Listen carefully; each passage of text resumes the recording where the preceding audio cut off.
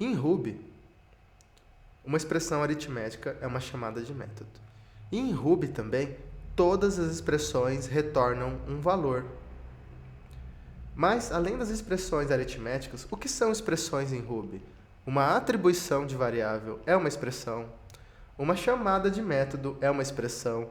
Nós vimos no primeiro exemplo que o método puts, ele retorna new, mas, mesmo assim, ele retorna um valor. É diferente de linguagens como C e Java, que você usa a palavra especial void para dizer que aquela função ela se comporta como uma rotina e não retorna nenhum valor. Até quando você define uma classe e um módulo, eles retornam um valor. E até comandos de controle e blocos como if, for e while são expressões e, portanto, retornam um valor. Como já vimos, o método puts ele retorna new, que quando você vai imprimir o valor new, ele não retorna nada. Mas new também é um objeto. New é uma instância da classe newClass. Aqui temos uma expressão. O comando puts, uma mensagem qualquer. Ele vai retornar new e estamos atribuindo, porque uma atribuição aqui é uma expressão, esse valor de retorno. Então, aqui vai estar declarando a variável retorno, que vai receber o valor new. E se eu imprimir na tela o valor de retorno é retorno, ele não vai imprimir nada, porque retorno, quando é convertido para string, ele retorna string vazia. Veja que nós protegemos essa string com aspas simples, para mostrar que vai retornar nada. E lembrando que a cerquilha abre chaves e aqui fecha chaves, dentro você pode colocar uma expressão que vai ser interpolada na string, ou seja, vai ser misturada. Você não precisa usar strings de formato como na linguagem C, que você usa %d, %f, %s, ou ficar concatenando strings com o operador ponto no PHP, por exemplo, ou mais em outras linguagens. E existe um método especial chamado inspect, que ele vai mostrar de qual classe um objeto é. Então vamos para o final do arquivo. Se eu apertar aqui F6, o Since Believing vai marcar as linhas e executar. Então veja que ele executou aqui. E aí ele vai imprimir uma mensagem qualquer, que é aquele comando puts, o primeiro. Aqui da linha 21.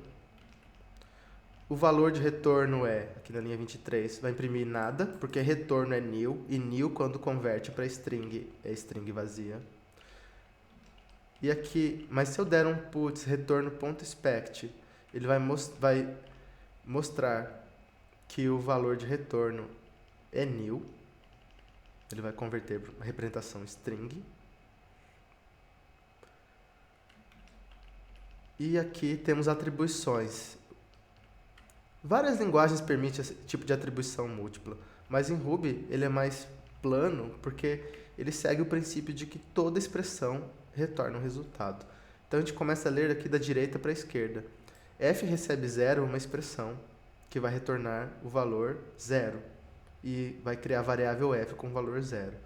E esse valor 0 vai para a variável e, que retorna 0, que vai para d, e assim por diante para c, b e a. Então, todas as variáveis são inicializadas com 0 num único comando. E se a gente der um puts aqui, a string a é igual o valor da variável a até a f, vamos ver que todas foram inicializadas corretamente com o valor 0. E eu também posso atribuir um valor num comando if, porque um if, que pode ter a cláusula else, ele vai retornar um valor, porque como esse exemplo diz, todas as expressões retornam um valor.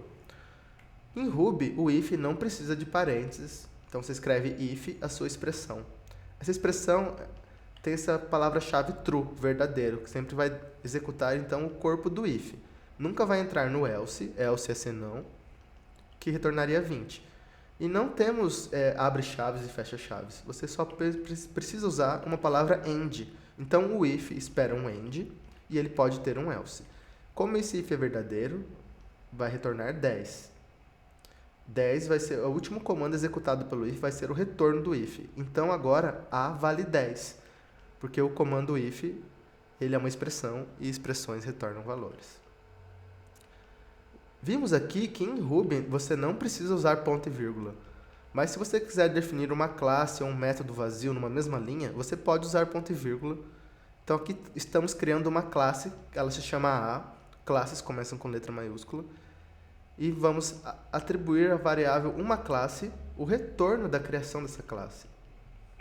E o comando inspect aqui vai ver que ele retorna nulo. Quando a gente der... Por que uma classe é nulo? Bom, uma classe é nulo porque a classe não retorna nenhum valor em sua definição. Porque aqui está vazio, né? Não tinha nada. O corpo da classe é vazio.